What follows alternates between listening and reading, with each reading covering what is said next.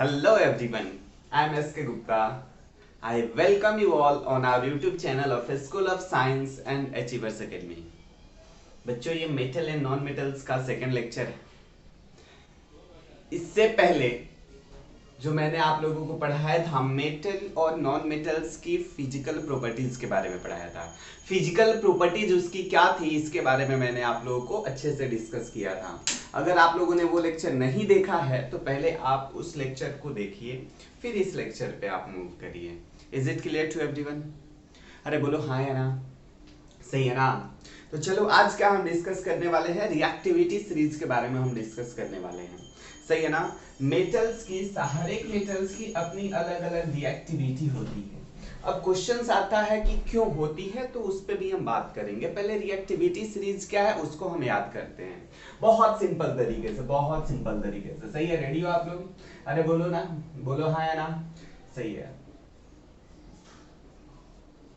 काशीनाथ के माली ने, क्या आप रीड करोगे? काशीनाथ के माली, है ना, माली ने आलू आलू आलू पता है ना, आलू आलू ज्यादा फीकी फीकी पकाई है। क्या है? आलू ज्यादा फीकी पकाई है, कौन है आज आया, है ना?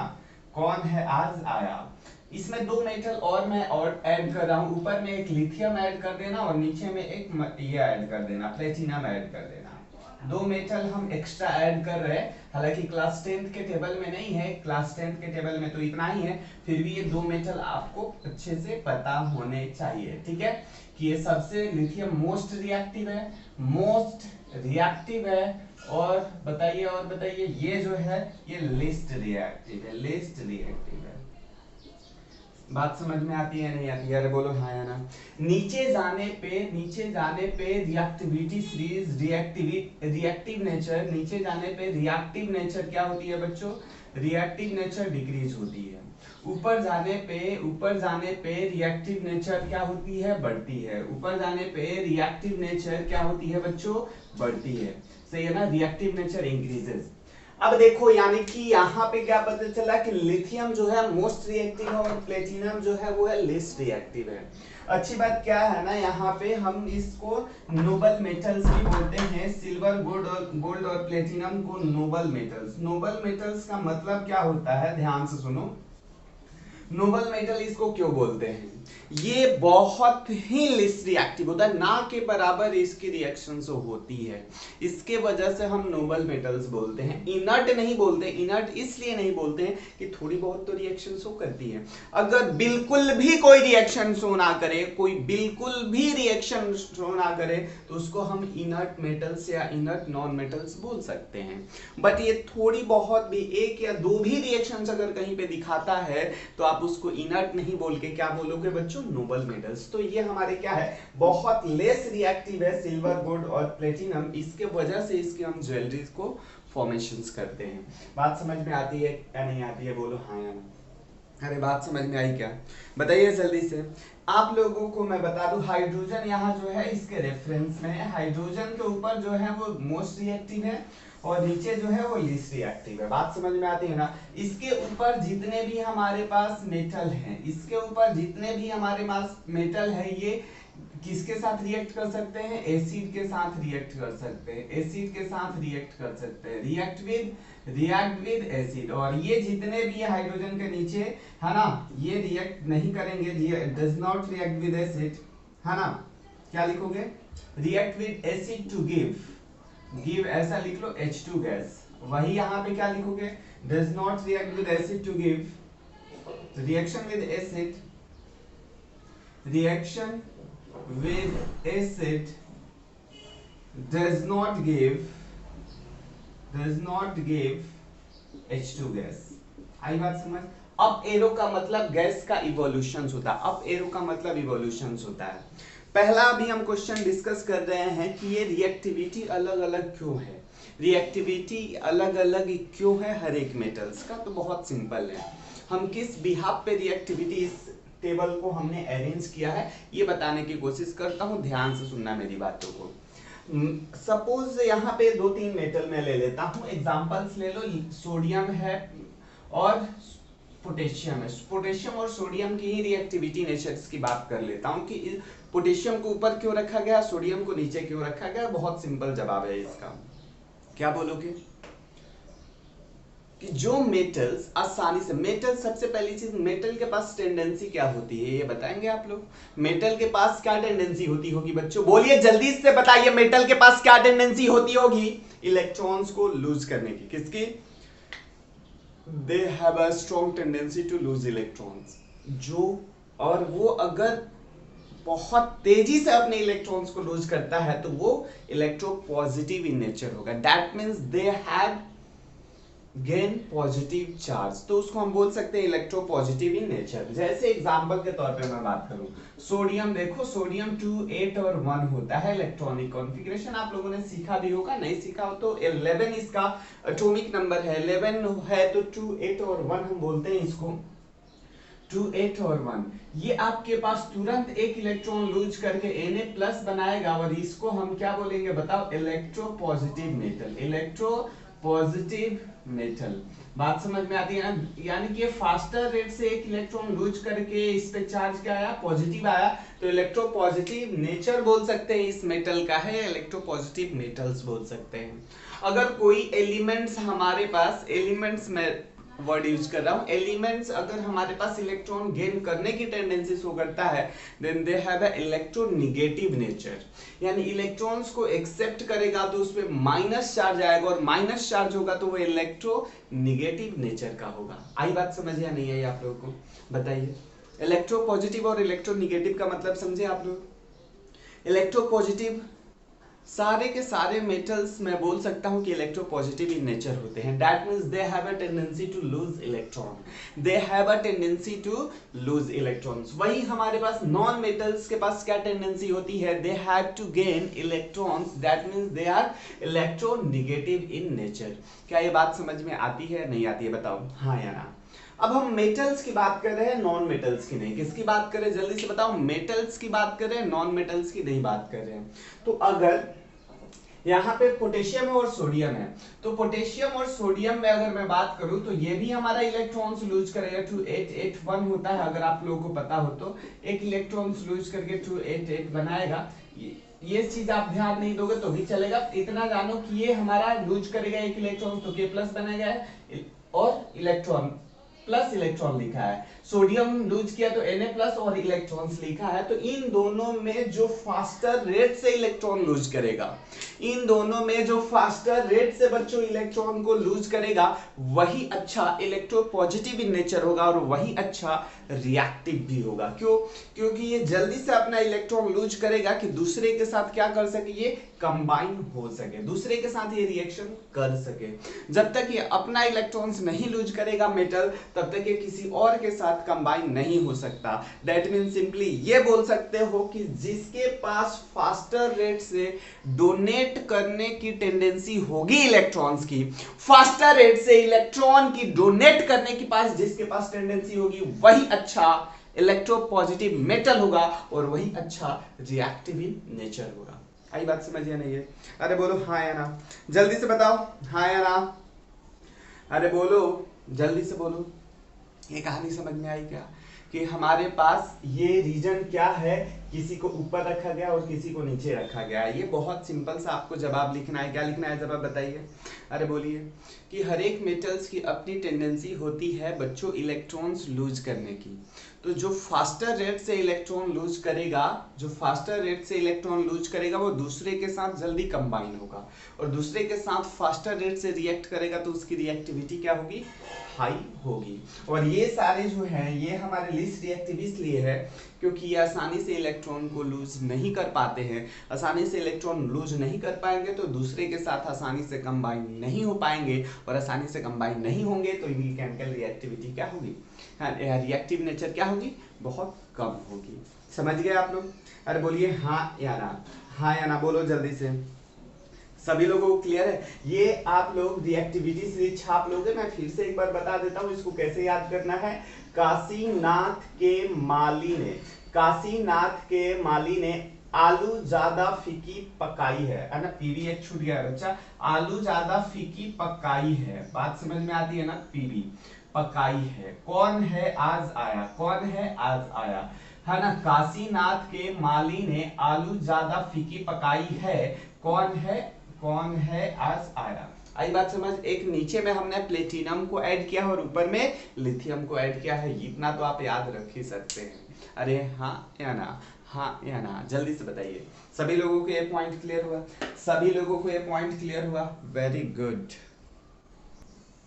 चलो बच्चों, एक हम एक्टिविटी को परफॉर्म करते हैं जिसमें अपन लोग को क्या चेक करना है, to show that metal and non metals react differently with oxygen. बात समझ में आती है ना, कि अलग अलग ये रिएक्शंस ऑक्सीजन के साथ कैसे शो करते हैं। पल्ले पड़ा आप लोगों को। तो सबसे पहले हम मेटल के साथ देखेंगे, फिर हम उसके बाद हम नॉन मेटल्स के साथ देखेंगे। तो आप लोगों को एक्टिविटी में पहला स्टेप, आप कौन सा मेटल चूज कर रहे हो जो आपके लैब में हो और ज्यादा एक्सप्लोसिव ना हो। एक्सप्लोसिव की बात करें, बहुत ज्यादा वायलेंटली रिएक्ट करता है सोडियम और पोटेशियम, सोडियम और पोटेशियम, तो उसको छोड़ के आप लोग उससे नीचे हम आते हैं तो मैग्नीशियम अपने पास मिलता है। तो मैग्नीशियम आपके लैब में प्रेजेंट होता है एमजी रिबन के फॉर्म में। किसके रिबन के फॉर्म में, ये आपके पास लैब में आपके अवेलेबल होता है। मैग्नीशियम रिबन के फॉर्म में ये आपको चीजें अवेलेबल होती है। अब क्या करना है आपको, मैग्नीशियम रिबन को लो और ये रिबन्स कुछ आपको थोड़ा बहुत तोड़ लो, इस शेप का होगा आपके पास। इसको आप सैंड पेपर से क्लीन कर लो। सैंड पेपर से इसलिए क्लीन करते हैं बच्चों, सैंड के पेपर से इसलिए क्लीन करते हैं, पूछा जाता है कभी कभार, क्योंकि इसके ऊपर एक लेयर बनता है मैग्नीशियम ऑक्साइड का, और मैग्नीशियम ऑक्साइड का एक पतला सा जब लेयर बन जाएगा ना, तो वो कंबशन के लिए सपोर्ट नहीं करेगा, आसानी से इसमें आग नहीं लगेगी। आई बात समझ या नहीं है, बोलो हाँ या ना। इसके वजह से हम क्या करते हैं, इसको पहले सैंड पेपर से रब करते हैं, क्योंकि जैसे ही हम उसको बंसन बर्नर पे लेके जाए, बंसन बर्नर पता है ना क्या होता है। बेसिकली लैब में आपके पास एक और चीज जलाने के लिए एक हमारे पास इस शेप का क्या होता है, बर्नर होता है, सही है ना। ये हमारा बर्नर है, इसी को हम बंसन बर्नर बोलते हैं, सही है ना, बंसन बर्नर। क्लियर है, अरे हाँ या ना, बंसन बर्नर। तो ये बर्नर जो है, इस बर्नर पे हम इसको क्या किसी चीज से पकड़ेंगे, या टोंग से पकड़ लेंगे, है ना। किसी भी चीज से पकड़ो, हैंड से तो नहीं पकड़ना, क्योंकि metal are good conductor of heat and also electricity. अगर एक एंड पे आप हीट दोगे तो दूसरे एंड पे भी ये गर्म होगा, इसलिए आप क्या करो, इसको टोंग से पकड़ो। टोंग फॉक आता है जिससे आप क्या कर सकते हो, इसको आसानी से पकड़ सकते हो। पकड़ो और यहाँ पे क्या करो, इसको जलाओ। जलाओगे तो बहुत ही ज्यादा डेजलिंग फ्लेम, ये पहले भी हमने एक्सपेरिमेंट हम लोग पहला चैप्टर में किए थे, ये एक्टिविटी फर्स्ट चैप्टर में हमने रिपीट किया था, सही ना। ये डेजलिंग व्हाइट फ्लेम के साथ आपको जलेगा, और डेजलिंग व्हाइट फ्लेम ये जो जलेगा बच्चों, यहाँ कौन सा फ्लेम होगा, डेजलिंग, सही है ना, डेजलिंग व्हाइट फ्लेम के साथ ये जलेगा। और आपके पास क्या होगा, नीचे में एक रेसिड्यू जमा होगी। जब ये जल जाएगा ना, तो आपके पास एक रेसिड्यू जमा होगी, वो रेसिड्यू कैसी होगी, व्हाइट होगी, उसको एस बोलते हैं। बात समझ में आया, व्हाइट पाउडर यहाँ पे जमा होगा, है ना। आफ्टर बर्निंग, आफ्टर ये बर्निंग कहानी है, किस चीज की बच्चों, आफ्टर बर्निंग ये कहानी है, व्हाइट रेसिड्यू जमा होगी। और ये व्हाइट रेसिड्यू बेसिकली किस चीज का होता है, मैग्नीशियम ऑक्साइड का होता है। किसका होता है, जल्दी से बताओ, मैग्नीशियम ऑक्साइड का। दैट मींस यहाँ रिएक्शन क्या हुआ कि मैग्नीशियम जब ऑक्सीजन के साथ रिएक्ट करता है, दैट मींस ऑक्सीजन के प्रेजेंस में रिएक्ट करता है, और आप इसको, ये आसानी से रिएक्ट नहीं करता, आप इसको क्या करना पड़ेगा, हीट करना पड़ेगा, गर्म करना पड़ेगा, जलाना पड़ेगा। आई बात समझ या नहीं, अरे बोलो हाँ या ना, जल्दी से बोलो, ये बात समझ में आई क्या सभी लोगों को, बोलो हाँ या ना, आई ना। तो ये देखो, ये क्या होता है कि मैग्नीशियम जब ऑक्सीजन के साथ रिएक्ट करता है, तो सभी लोगों को पता है कि मैग्नीशियम ऑक्साइड का फॉर्मेशन करता है। अब हमने क्या किया, ये जो रेसिड्यू है ना, ये एस बना है मैग्नीशियम ऑक्साइड का, इसको हमने बीकर में लिया, क्या लिया, इसको 3 बीकर हमने लिया। किस चीज में लिया, जल्दी से बता, 3 बीकर हमने लिया, बीकर बोल रहा हूँ, टेस्ट ट्यूब लिया, ठीक है। 3 टेस्ट ट्यूब में इसको डाल दिया हमने, 3 या 2 ही आप लोगे तो भी चलेगा यार, 2 भी लोगे तो भी चलेगा, 2 टेस्ट ट्यूब लो, ठीक है। 2 टेस्ट ट्यूब में हमने लिया, और दोनों टेस्ट ट्यूब में पानी डाला, वाटर डाला, सही ना, दोनों टेस्ट ट्यूब में वाटर डाला और ये पाउडर डाला, सही है। ये जो पाउडर है एस मैग्नीशियम ऑक्साइड का, इसमें हमने मिक्स किया, ये है MgO, क्या मिक्स किया, MgO मिक्स किया, इसमें भी हमने MgO को मिक्स किया और बहुत अच्छे से इसको स्टीयर्ड किया। स्टीयर करने से क्या फायदा हुआ, स्टीयरिंग करने से ये फायदा हुआ कि थोड़ी बहुत ये डिसॉल्व हो जाए वाटर में। ये जो पाउडर है एस है ये वाटर में क्या हो, डिसॉल्व हो, इसके लिए हम इसको कंटिन्यूअसली स्टीयर्ड करते रहते हैं। फिर अब क्या करना है आपने को, अब यही करना है। यहाँ पे अपन लोग लेंगे क्या बच्चों, लिटमस पेपर। क्या लेंगे बच्चों, लिटमस पेपर। क्या लेंगे जल्दी से बताओ, लिटमस पेपर लेंगे। सही है, अब हमने लिया लिटमस पेपर। लिटमस हमारे पास ब्लू और रेड दोनों है, ब्लू और रेड दोनों है, जिसका चाहो उसका यूज कर सकते हो आप। अगर आपने क्या किया, यहाँ पे सपोज इसमें हमने डाला फर्स्ट सॉल्यूशन में डाला कौन से, बोलो बोलो, ब्लू लिटमस को डाला, ब्लू लिटमस को डाला तो ये हमारे पास कलर, ब्लू लिटमस हमारे पास कलर क्या हुआ बच्चों, चेंज नहीं हुआ। ब्लू लिटमस कलर चेंज नहीं हुआ, इसका मतलब ये एसिडिक नहीं है, एसिडिक नहीं है। ब्लू लिटमस हमारा चेंज नहीं हुआ कलर, इसका मतलब 100% ये एसिडिक सॉल्यूशन नहीं बना है। सही है, तो दूसरे में हमने डाल दिया, या इसमें भी आप डाल के चेक कर सकते हो। हमने क्या डाला इसमें, रेड लिटमस। क्या डाला जल्दी से बताओ, रेड लिटमस डाला। रेड लिटमस जैसे ही डाला इसमें, हमने क्या डाला जल्दी से बताओ, रेड लिटमस जैसे ही इसमें डाला हमने तो क्या हुआ, ब्लू में कन्वर्ट हो गया, ब्लू में कन्वर्ट हो गया। ब्लू में कन्वर्ट हुआ, इसका मतलब ये क्या है, red litmus converted into blue, that means these are basic solution.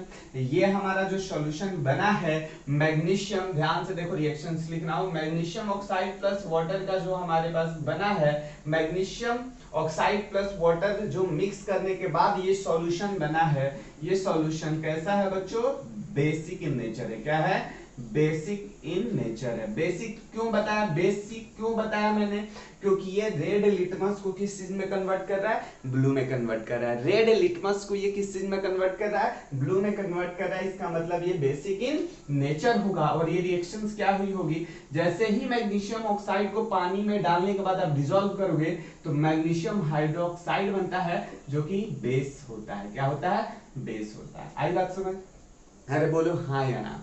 यानी कि मैग्नीशियम जब ऑक्सीजन के साथ रिएक्ट करता है तो मैग्नीशियम ऑक्साइड बनाता है। सही है, ऑक्साइड बनाता है। और क्या करते हैं, जब उसको हम पानी में डिसॉल्व करते हैं तो मैग्नीशियम हाइड्रोक्साइड बनाता है, जो कि बेसिक इन नेचर होता है। ये बात समझ में है, अरे बोलो हाँ या ना। यानी मेटल के साथ जब रिएक्शंस ऑक्सीजन की होती है तो ये ऑक्साइड की फॉर्मेशन करेगा। ऑक्साइड को जब हम पानी में डालेंगे तो हाइड्रोक्साइड की फॉर्मेशन करेगा और वो बेसिक इन नेचर होगा। ये मेटल के साथ कहानी है।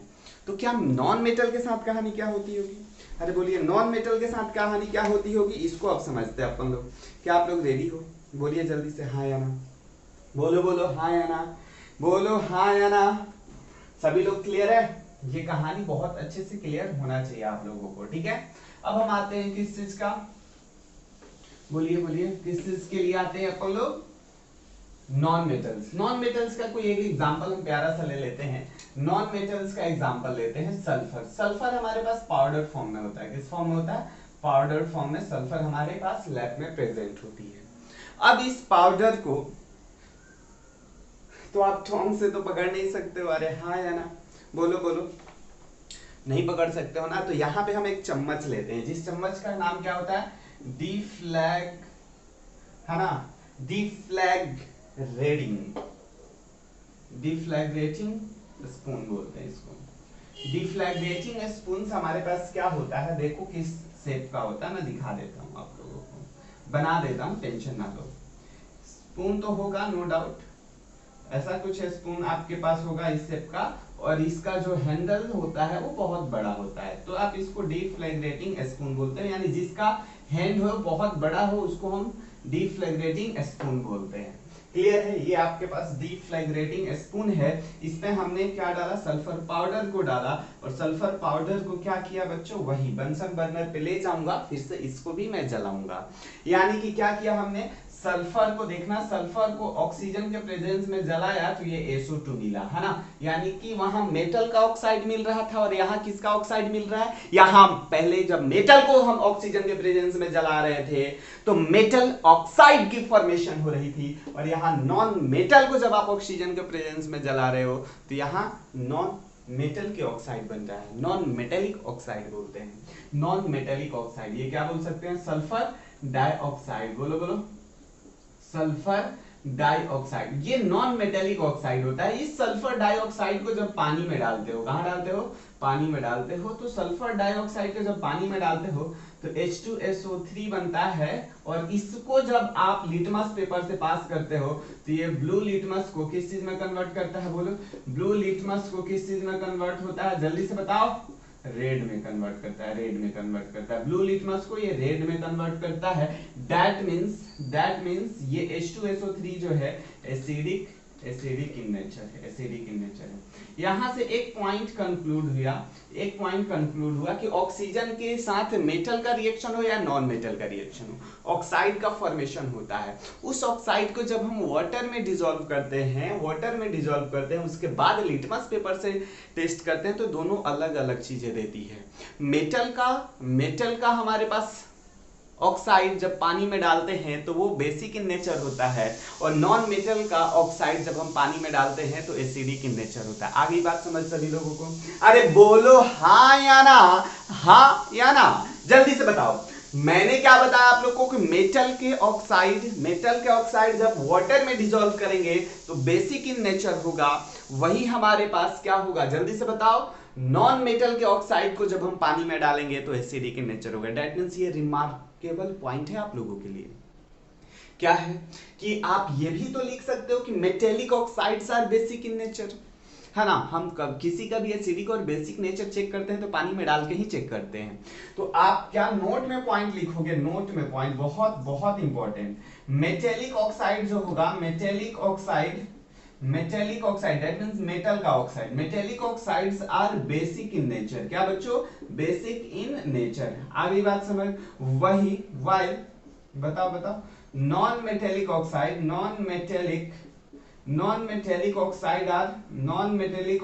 Are acidic in nature. बताओ, acidic in nature. Is it clear to everyone? अरे हाँ या ना, बोल भी दो हाँ या ना। Metallic oxide basic in nature है, non metallic oxide acidic in nature है। क्या ये बात समझ में आई सभी लोगों को? बोलो जल्दी से हाँ या ना। सही है, क्लियर है, सभी लोगों को क्लियर है? छाप लीजिए इसको, छाप लीजिए बच्चों, फटाफट छापिए, बहुत इंपॉर्टेंट है। एक बच्चों मैं यहाँ पे पॉइंट यूज कर लेता हूं, इसमें थोड़ा सा मॉडिफाई किया जाए कि most of the metallic oxide लिख लोगे, most of the metallic oxide, क्योंकि कुछ हमारे पास metallic oxide amphoteric in nature भी होते हैं। ऐसा नहीं है कि सबके सब बेसिक इन नेचर होंगे, कुछ इसके मेटेलिक ऑक्साइड ऐसे हैं जो अपने सिलेबस में है, 10th क्लास के सिलेबस में है, वो एम्फोटेरिक इन नेचर होता है। एम्फोटेरिक का मतलब क्या होता है? सिंपली एम्फोटेरिक का मतलब आप ये बोल सकते हो कि वो एसिड के साथ भी, एसिड की भी बिहेवियर को शो करेगा कभी, और बेस के बिहेवियर को भी शो करेगा कहीं कहीं पे। तो आप ये बोल सकते हो कि दे बिहेव लाइक एसिड और बेस बोथ, तो उसको हम एम्फोटेरिक इन नेचर बोलते हैं। समझ आया नहीं आया, बोलो? तो most of the metallic oxide are basic in nature while most of the non metallic oxides are acidic in nature। ये पॉइंट आप इसको मॉडिफाई कर लोगे, ठीक है। कौन से हमारे पास एम्फोटेरिक नेचर है मेटल के, वो हम बात करेंगे। सब अभी हम क्या पढ़ने वाले हैं? Chemical reaction of metals. क्या पढ़ने वाले हैं बच्चों, जल्दी से बताओ? Chemical reaction of metals. Clear है? ये एक्टिविटी आपका खत्म हो चुका है। अब हम बात करते हैं केमिकल रिएक्शन ऑफ मेटल्स की। हेडिंग डाल लेंगे आप लोग, हेडिंग है आपका केमिकल रिएक्शन ऑफ मेटल। क्या है जल्दी से बताओ? Chemical reactions of metals. Clear है? पहला पॉइंट, रिएक्शन विद ऑक्सीजन। किसके साथ बताओ? Reaction with oxygen. ऑक्सीजन के साथ इसका रिएक्शंस क्या होने वाला है? सही है नहीं है? रिएक्शन के साथ इसका रिएक्शन मेटल के साथ ऑक्सीजन का क्या होने वाला है? दैट मींस मेटल को मैं M से रिप्रेजेंट करता हूं, ऑक्सीजन को O2 से, तो ये हमारे पास जनरली ये क्या बनाता है? मेटेलिक ऑक्साइड का फॉर्मेशन करता है, मेटेलिक ऑक्साइड का फॉर्मेशन करेगा। सही है ना? Metallic oxide. और मैंने ये भी बताया कि ये metallic oxide generally basic in nature होता है। समझ गए? अरे बोलो हाँ या ना। यहाँ पे ये देखा गया है कि अभी मैंने बात की ना रिएक्टिविटी सीरीज का, जो ऊपर वाले एलिमेंट्स है वो ऑक्सीजन के साथ बहुत तेजी के साथ रिएक्ट करते हैं, सही है ना। और कुछ मेटल ऐसे होते हैं वो क्या होते हैं, थोड़ा ऐसा, एक वेरी फास्ट हो गया, एक फास्ट हो गया, एक स्लो हो गया, एक वेरी स्लो हो गया। इस कैटेगरी में हम डिफाइन कर सकते हैं कि इस रेट से आपका रिएक्शन होता है। जो सबसे ऊपर वाला था वो बहुत तेजी के साथ, जस्ट उसके नीचे वाला फास्ट के साथ, जस्ट उसके नीचे वाला स्लो के साथ, और सबसे नीचे वाला क्या होगा बच्चों, वेरी वेरी स्लो होगा। जैसे प्लेटिनम हो गया, गोल्ड हो गया, सिल्वर हो गया। बात समझ में आई या नहीं आई आप लोगों को? आ गई? Very good. तो चलिए हम बात कर लेते हैं, किसकी बात कर लेते हैं। सबसे पहले हम बात कर लेते हैं सोडियम। सोडियम का जब ऑक्सीजन के साथ रिएक्शन कराते हैं, पोटेशियम का जब ऑक्सीजन के साथ रिएक्शन कराते हैं तो वायलेंटली रिएक्ट करते हैं, बहुत वेरी वेरी फास्ट रिएक्शंस होती है, वेरी वेरी फास्ट, और बहुत ज्यादा वायलेंटली नेचर के होते हैं। दैट मींस आग भी यहाँ लगने की चांसेस होती है। ये बात समझ में आई या नहीं आई? अरे बोलो हाँ या ना। आग लगने की चांसेस होती है ऑक्सीजन के प्रेजेंस में, इसको रिएक्शंस कराओगे। इसी के वजह से सोडियम और पोटेशियम को केरोसिन में हम रखते हैं। कहाँ रखते हैं जल्दी से बताओ? सोडियम और इसको हम कहाँ रखते हैं? They are kept in kerosene. बात समझ में आती है ना? क्यों? वहां पे ऑक्सीजन की सप्लाई क्या हो जाएगी? बंद हो जाएगी। जब आप केरोसिन में इसको रखोगे तो ऑक्सीजन की सप्लाई को आप बंद करोगे तो ये रिएक्शंस नहीं होगी और वायलेंटली नेचर का नहीं होगा। क्या ये बात समझ में आई आप लोगों को? बोलिए जल्दी से बताइए, क्या ये बात आप लोगों को समझ में आया या नहीं आया? आया ना? आ गया ना? बहुत सही, बहुत सही। तो ये रिएक्शन सर कैसे बनेगा? रिएक्शन बहुत सिंपल है, देखो लिखते कैसे हैं। आपको सोडियम की वैलेंसी पता है, मैंने लिखना सिखाया है। सोडियम की वैलेंसी 1 होती है, ऑक्सीजन की वैलेंसी 2 होती है। नहीं पता है तो फर्स्ट चैप्टर देखो, वहां सिखाया अच्छे से। आपके पास फॉर्मेशन कंपाउंड का जो होगा Na2O का होगा। वैसे ही पोटेशियम की वैलेंसी 1 होती है, ऑक्सीजन की 2 होती है। क्या बनेगा? ये K2O का फॉर्मेशन करेगा। इसको हम सोडियम ऑक्साइड बोलेंगे, इसको पोटेशियम ऑक्साइड बोलेंगे। क्या ये बात समझ में आई? रिएक्शन बैलेंस नहीं है तो बैलेंस कर लो भैया, रिएक्शन बैलेंस नहीं है तो बैलेंस कर लेते हैं। यहाँ 4 आ जाएगा, 4 आ जाएगा, यहाँ 2 आ जाएगा। देखो ये रिएक्शंस हो गई है बैलेंस। क्या ये बात समझ में आई सभी लोगों को? बोलो हाँ या ना, हाँ या ना। अब आती है क्वेश्चन की, इसके ऑक्साइड को मैंने बोला था ना पानी में आप डालोगे। इसके ऑक्साइड को जब आप पानी में डालोगे तो किस नेचर के दिखाएंगे? ये आपके कौन सा? बेसिक नेचर के। दैट मीन्स क्या होगा? रेड लिटमस को ब्लू में कन्वर्ट करेंगे और ये क्या बनाएगा? Sodium hydroxide. और ये भी क्या बनाएगा? Potassium hydroxide. अगर ये बेसिक नेचर के दोनों है, बेसिक नेचर के दोनों है, तो इसी बेसिक नेचर को हम अल्कलाइन नेचर बोलते हैं। अरे हाँ या ना? अल्कलाइन नेचर के बोलते हैं। आई बात समझ? पल्ले पड़ा सभी लोगों को? Very good. जल्दी से इसको छाप डालिएगा आप लोग, जल्दी से छापिए आप लोग, फटाफट फटाफट। देखिए वही अब हम बात करते हैं जिंक के साथ। किसके साथ? इसके साथ तो बहुत तेजी के साथ रिएक्शन कर रहा था। जिंक के साथ बात करते हैं। किसके साथ बात करते हैं जल्दी से बताओ? जिंक के साथ बात करते हैं। तो जिंक के साथ जब हम इसके रिएक्शन ऑक्सीजन की बात करते हैं तो रिएक्शन तो करेगा, जिंक ऑक्साइड बनेगा। कैसे बना? जिंक की वैलेंसी 2 होती है, ऑक्सीजन की वैलेंसी 2 होती है, 1:1 रेशियो आता है, तो जिंक ऑक्साइड की फॉर्मेशन होती है। जिंक ऑक्साइड यहाँ पे फॉर्म्ड हो चुका है बच्चों। क्या हो चुका है? जिंक ऑक्साइड की फॉर्मेशन हो चुकी है। जब जिंक ऑक्साइड की फॉर्मेशन हो चुकी है तो इसको हम कहाँ डालेंगे? पानी में डालेंगे। तो ये भी बेसिक नेचर ही आएगा, जिंक हाइड्रोक्साइड आएगा इसको। लेकिन ये नॉर्मल रिएक्शंस नहीं होती, इसको थोड़ा गर्म करना पड़ता है, थोड़ा सा हीट करना पड़ता है, तब जाके ये कन्वर्ट होता है जिंक ऑक्साइड में। Is it clear to you? बोलो जल्दी से हाँ या ना। वही हमारे पास किसकी बात करते हैं? कॉपर की बात करते हैं और एल्युमिनियम की बात करते हैं। किसमें बात करते हैं जल्दी से बताओ? कॉपर और एल्युमिनियम को, है ना। ये क्या करते हैं? कॉपर और एल्युमिनियम को जब आप हीट करोगे तो ये क्या बनाएगा? कॉपर का ऑक्साइड बनाएगा, एल्युमिनियम का Al2O3 का ऑक्साइड बनेगा। इसको आपको स्ट्रांगली हीट करना पड़ेगा। क्या करना पड़ेगा?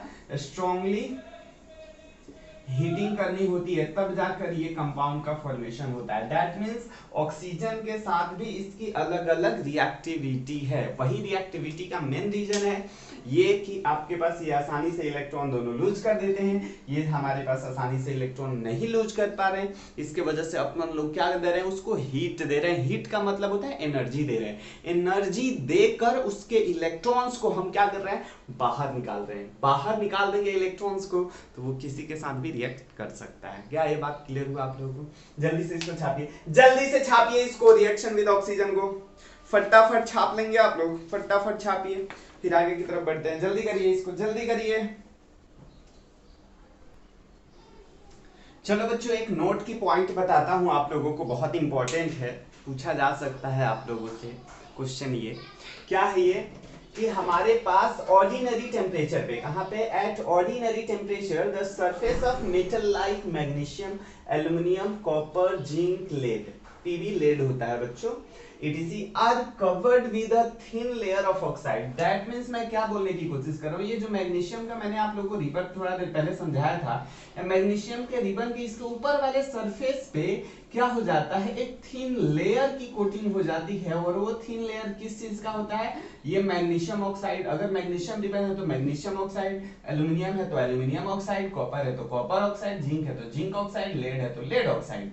ये काम क्या करता है कि एक ऐसा समझ लो कि ऐसा समझ सकते हो आप कि ये हमारे पास पेपर है, ये पूरा बहुत सारा मेटल है, ठीक है, ऐसा रखा हुआ है, ऐसा समझो ये बहुत सारा लेयर मेटल का है, पल्ले पड़ा, बहुत सारा लेयर मेटल का है। तो अब जंग जो लगेगा, रस्टिंग जो होगी, इस पे हमारे पास क्या है, अपर वाला लेयर पे होगा, बाकी जब मैं नीचे वाले लेयर पे देखूंगा तो कोई जंग नहीं लगा है। दैट मींस अपर वाला लेयर क्या काम कर रहा है, नीचे वाले को तो बचाने का भी तो काम कर रहा है, नहीं कर रहा है, यानी नीचे वाले को बचाने की काम कर रहा है। दैट मींस फर्दर ऑक्सीडेशन होने से प्रिवेंट भी कर रहा है। तो यही पॉइंट लिखा है कि एक ये प्रोटेक्टिव लेयर बनाता है, जो ऑक्साइड बनता है ना, थिन लेयर ऑफ ऑक्साइड्स, वो एक प्रोटेक्टिव लेयर होता है जो प्रिवेंट करता है फर्दर ऑक्सीडेशन ऑफ मेटल्स को। इसी के वजह से मैंने बोला था पहले, आप क्या करो, उसको सैंड पेपर से रब करो और इस ऑक्साइड लेयर को हटाओ, फिर आप उसको जलाओगे तो आसानी से जलेगा,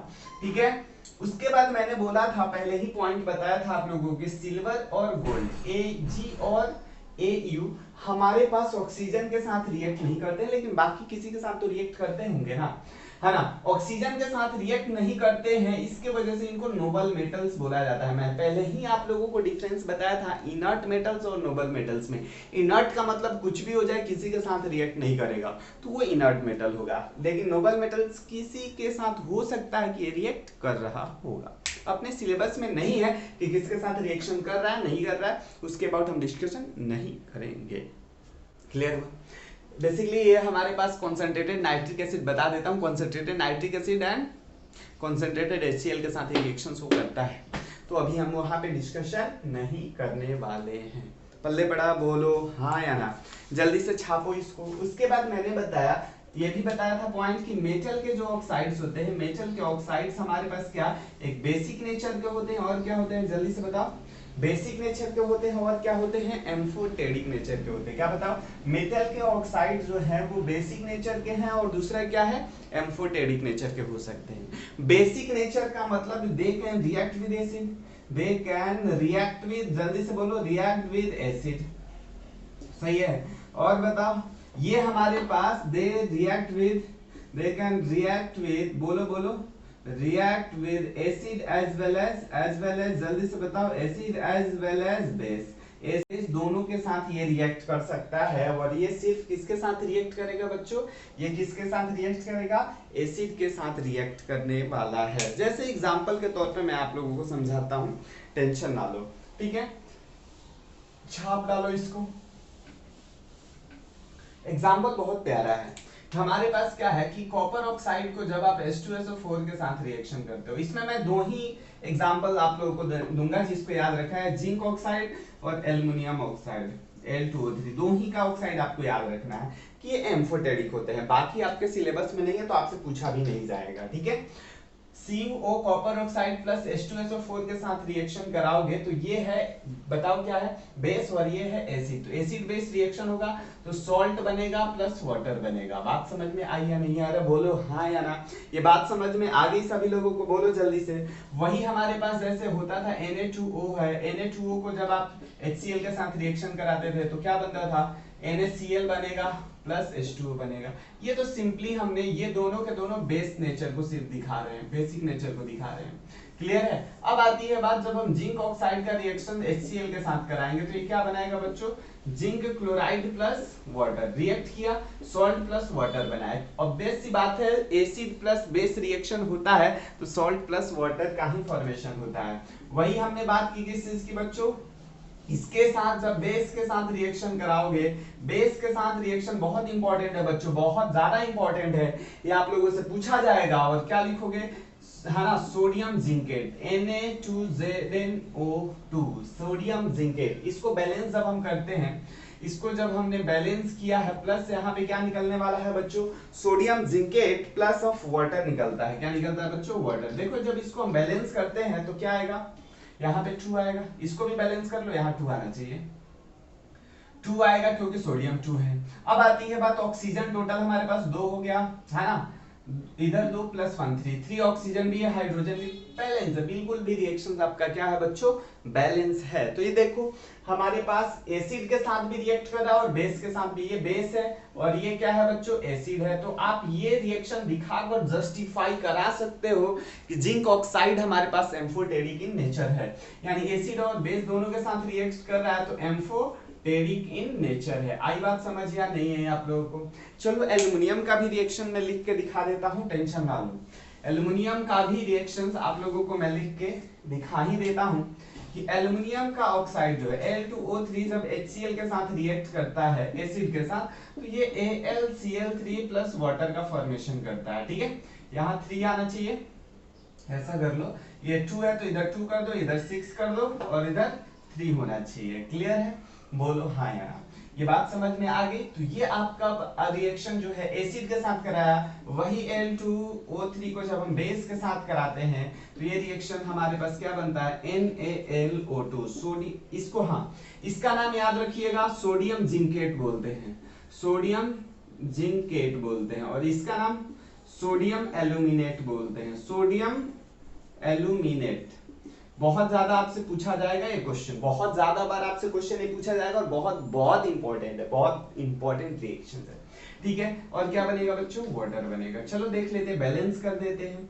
बैलेंस किया, 2 एल्युमिनियम 2 सोडियम, क्या रिएक्शन देखो बैलेंस हो गई है, क्या रिएक्शन बैलेंस हो गई है, मेरे हिसाब से तो बैलेंस हो गई है। एक बार आप चेक कर लीजिए, आपको भी पता चल जाएगा, हो गई है बैलेंस।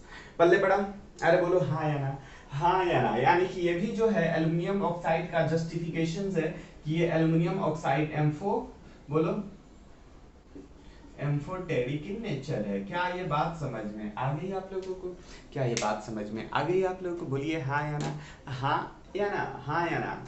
चलिए फिर आज के लिए हम इतना ही रखते हैं, मिलते हैं आप लोगों से अगली क्लास में नई एनर्जी और कुछ नए रिएक्शंस के साथ। थैंक यू बच्चों।